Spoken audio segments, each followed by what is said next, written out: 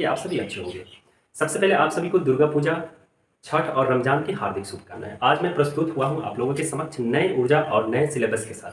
मैंने आप सभी को प्रॉमिस किया था कि मैं जब भी इसके बाद आऊँगा, पिछला तो मैंने सिलेबस जो भी था केमिस्ट्री का और फिर ये मेरा सिलेबस जो था कंप्लीट हो गया था ऑल कॉम्पिटिटिव एग्जाम के लिए। और ये जो है अभी जो मैं आज से पढ़ाना स्टार्ट करूँगा वो जो है स्पेशली जो है ऑल जनरल कॉम्पिटिशन, चाहे आप बीपीएससी में बैठे या फिर यूपीएससी में बैठे, दरोगा में बैठे या फिर किसी भी आप कॉम्पिटिटिव एग्जाम में बैठ रहे हो तो उस लेवल का आपको पढ़ाया जाएगा।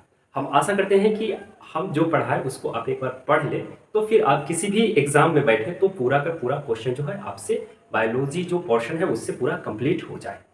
ठीक है, और आप लोगों का साथ चाहिए और आप लोगों का विश्वास चाहिए मेरे ऊपर। ठीक है, कि मैं जो भी पढ़ाऊँ उसको आप अच्छा तरह से प्रिपरेशन करें और आप एग्जाम की तैयारी करें। ठीक है, चलिए तो आज हम लोग स्टार्ट करने वाले हैं साइंस का जो पोर्शन है। साइंस में हम लोग जानते हैं कि साइंस जो होता है उसके 3 पोर्शन होते हैं, 3 भाग होते हैं, 3 भाग होते हैं। कौन कौन होते हैं ये सभी को पता है। 3 भाग कौन कौन होता है? पहला आता है आपका फिजिक्स, फिजिक्स आता है। दूसरा आता है केमिस्ट्री। तीसरा आता है बायोलॉजी, बायोलॉजी।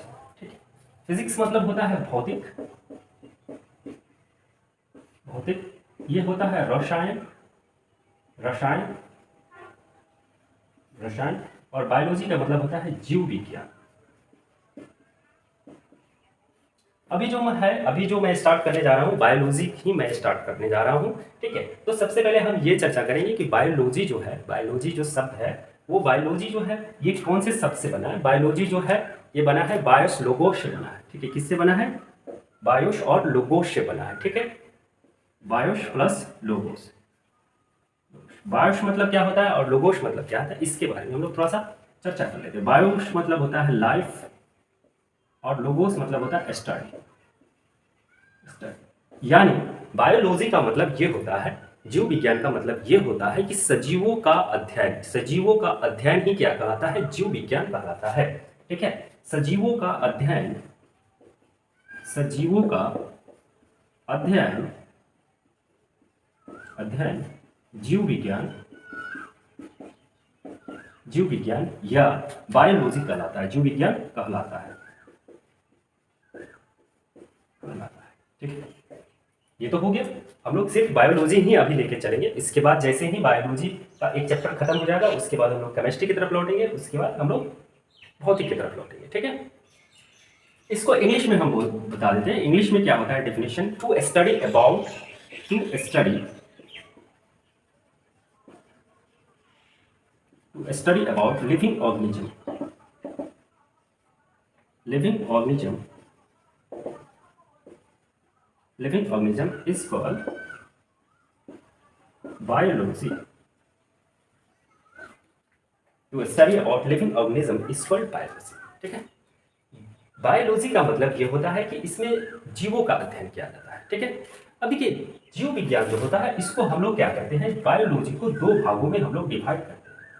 बायोलॉजी जो है इसको कितने भागों में बांटा गया और ये क्यों बांटा गया है? क्योंकि हम लोगों को पढ़ने में कोई दिक्कत नहीं हो, क्या हो, कोई परेशानी नहीं हो, इसलिए हम लोग क्या कर दिए हैं कि इसको 2 भागों में क्या किए हैं, अलग अलग डिवाइड किए हैं। ठीक है, अब देखिए बायोलॉजी यानी यहाँ पे डिफिनेशन कर रहा है कि सजीवों का अध्ययन, मतलब सजीव यानी लिविंग ऑर्गेनिज्म। लिविंग ऑर्गेनिज्म मतलब क्या हो जाता है कि एनिमल्स भी आते हैं और प्लांट्स भी आते हैं। लिविंग ऑर्गेनिज्म, लिविंग ऑर्गेनिज्म में क्या आते हैं? प्लांट्स भी आते हैं और एनिमल्स भी आते हैं। तो जब हम लोग बायोलॉजी का अध्ययन करते हैं तो इसको हम लोग क्या करते हैं, अलग अलग भागों में बांटते हैं। जैसे हम लोगों को एनिमल्स का अध्ययन करना है तो उसको क्या कहेंगे, और फिर प्लांट्स का अध्ययन करना है तो उसको क्या कहेंगे हम लोग साइंस की भाषा में। इसको पहले जान लेते हैं। ठीक है,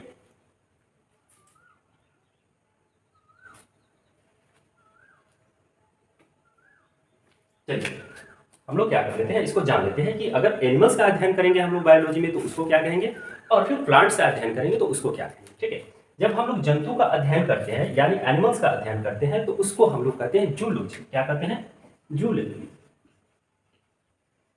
और जब प्लांट्स का अध्ययन करते हैं तो हम लोग कहते हैं, प्लांट्स का अध्ययन करते हैं तो उसको कहते हैं बोटनी। क्या कहते हैं? बोटनी कहते हैं। क्या कहते हैं? बोटनी कहते हैं। अब देखिए जूलॉजी को हिंदी में क्या कहते हैं, जंतु विज्ञान,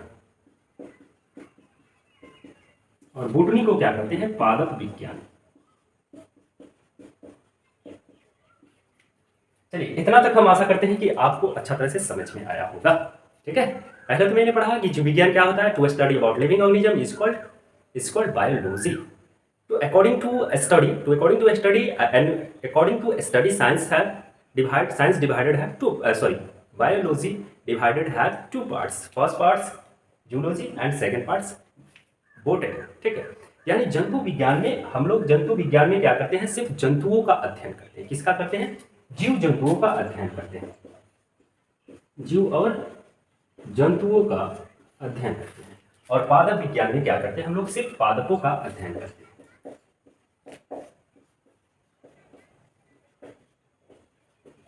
पादपों का अध्ययन, जूलॉजी में क्या करते हैं, जंतु विज्ञान का जीव जंतुओं का अध्ययन करते हैं। और बॉटनी में क्या करते हैं, सिर्फ पादपों का पौधों का अध्ययन करते हैं। कोई दिक्कत, इसका डेफिनेशन होता है, इसका डेफिनेशन जूलॉजी का डेफिनेशन, वैसा विज्ञान जिसमें हम लोग जीव जंतुओं का अध्ययन करते हैं उसको कहते हैं जूलॉजी। और बॉटनी में कहा जाता है, यानी पादप में वैसा विज्ञान जिसमें हम लोग क्या करते हैं, पेड़ पौधे के बारे में अध्ययन करते हैं, उसको हम लोग कहते हैं बॉटनी, उसको कहते हैं बॉटनी यानी पादप विज्ञान।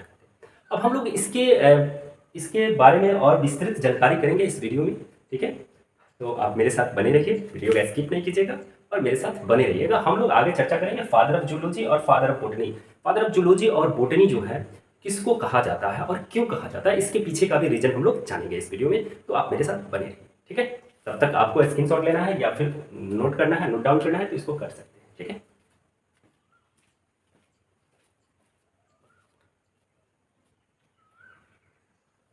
चलिए आगे बढ़ते हैं और जानते हैं कि फादर ऑफ बायोलॉजी कौन है, फादर ऑफ बॉटनी कौन है। ऐसे कि मैंने यहाँ पे लिख रखा है, ठीक है, पहले से ही मैंने लिख रखा है, तो यहाँ से हम लोग जानने की कोशिश करेंगे कि फादर ऑफ बायोलॉजी कौन है। देखिए सबसे पहले फादर ऑफ बायोलॉजी जानते हैं कि फादर ऑफ बायोलॉजी कौन है। फादर ऑफ बायोलॉजी को हम लोग, फादर ऑफ बायोलॉजी जो है अरस्तु को कहते हैं। इसको कहते हैं अरस्तु को कहते हैं। लेकिन एक बात है यहाँ पे याद रखने वाली बात है कि सबसे पहले बायोलॉजी टर्म यानी शब्द का यूज कौन किया था, 1802 ईस्वी में। यहाँ से आप देखिए सबसे पहले बायोलॉजी टर्म यानी शब्द का यूज जो किया था 1802 ईस्वी में हुआ था। किसने किया था, लैमार्क और ट्रेविरेनस ने किया था। ठीक है, लैमार्क जो थे वो फ्रांस के थे और ट्रेविरेनस जो थे जर्मन के थे। ठीक है, ये दो साइंटिस्टों ने सबसे पहले बायोलॉजी टर्म दिया था। क्वेश्चन ऐसे पूछ सकता है कि अगर नॉर्मली क्वेश्चन पूछेगा कि बायोलॉजी का जनक किसे कहा जाता है, कि फादर किसे कहा जाता है, तो आप अगर नॉर्मल क्वेश्चन रहेगा तो आप यहाँ पे डाल दीजिएगा।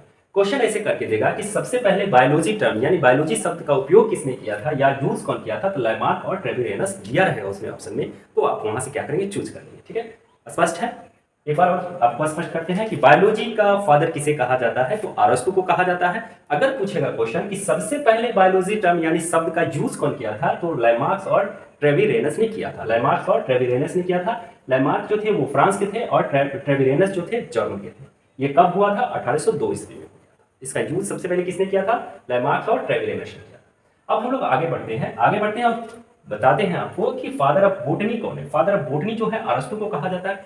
क्यों कहा जाता है, इसके पीछे का रीजन आपको दिखाई दे रहा है, क्योंकि इन्होंने जंतु विज्ञान में उन्होंने क्या किया कि लगभग 500 जंतुओं का अध्ययन किया, स्पेसीज पे अध्ययन किया। उन जंतुओं का क्या गुण है, क्या लक्षण है, क्या हैबिटेशन है, क्या हैबिटेट है उनका, क्या अनुकूलन है, उनका ईटिंग हैबिट कैसा है, उनका लिविंग स्टैंडर्ड क्या है। और लगभग 500 जंतुओं का अध्ययन करना एक अपने आप में सबसे बड़ी चीज होता है।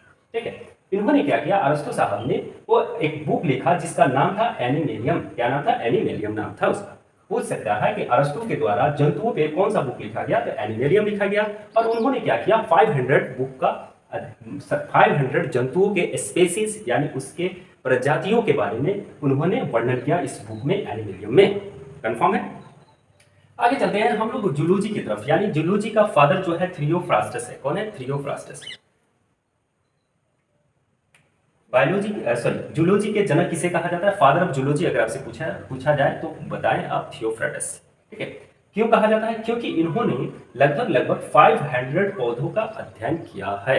इन्होंने क्या किया, 500 पौधे का अध्ययन किया है। और अपने बुक में हिस्टोरिया ऑफ प्लेटिनम, क्या है, प्लांटरम, क्या है, प्लांटरम है। ठीक है, प्लांटरम हिस्टोरिया ऑफ प्लांट पूछता है कि बहुत सारे एग्जाम में मैंने देखा है, बहुत सारे सेट में मैंने देखा है कि हिस्टोरिया ऑफ प्लांट के लेखक कौन है, द थ्री फ्रेट्स, यानी पादपों के बारे में सबसे ज्यादा स्पेसीज पादपों के अध्ययन किया और 500 पादपों का अध्ययन किया। और उन्होंने क्या किया, इसके स्पेसीज के बारे में, ये कैसे क्लाइमेट्स में अनुकूलित रहते हैं, कैसे क्लाइमेट में अनुकूलित नहीं रहते हैं, किस क्लाइमेट में इनका ग्रोइंग जो है सबसे ज्यादा होता है, इनके लिए क्या कौन सा क्लाइमेट सुटेबल रहेगा, इन्होंने इस बुक में लिखा है। इसलिए इसके योगदान के लिए इनको फादर ऑफ जूलॉजी कहा जाता है और इनको अरस्तु साहब को क्या कहा जाता है, फादर ऑफ बोटनी कहा जाता है, फादर ऑफ बायोलॉजी कहा जाता है। यहाँ तक क्लियर है? हम आशा करते हैं कि यहाँ तक क्लियर है, किसी को दिक्कत नहीं होगा। ठीक है, चलिए नेक्स्ट वीडियो में हम लोग चलते हैं। नेक्स्ट वीडियो स्टार्ट करेंगे हम लोग सेल के बारे में, सेल यानी कोशिका। ठीक है, कोशिका के बारे में खूब अच्छा तरह से पढ़ाई करेंगे, खूब अच्छा तरह से जानेंगे कि साइंस जो होता है समझने का चीज़ होता है, रटने का चीज़ नहीं। रटिएगा आज, रटिएगा कल खत्म हो जाएगा, और एक बार समझ लीजिएगा तो आपके ब्रेन में आ जाता है, वो कभी आपके जेहन से उतरने वाला चीज़ नहीं होता है।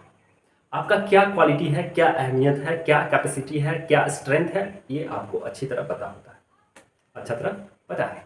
ठीक है, अब एक बात मैं जाते जाते आपको बताते जाऊँ, बहुत ही मोटिवेशन है, बहुत ही मोटिवेशनल है। ठीक है, देखिए एक पक्षी जो होती है एक डाली पे बैठती है, पक्षी जो होती है जब डाली पे बैठती है तो उसको उस डाली से ज़्यादा अपने पंखों पे भरोसा होता है, अपने विंग्स पे भरोसा होता है।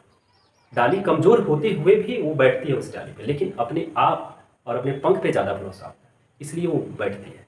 आपसे ज़्यादा आपको कोई बेहतर नहीं समझ सकता है आपका क्या स्ट्रेंथ है और क्या कर सकते हैं। तो अपने आप को पहचानिए और आगे बढ़िए, यही कामना है आपसे, यही उम्मीद है। और उसके साथ साथ आप क्या करें, मेरे चैनल को सब्सक्राइब करें और अपने दोस्तों में फॉरवर्ड करें।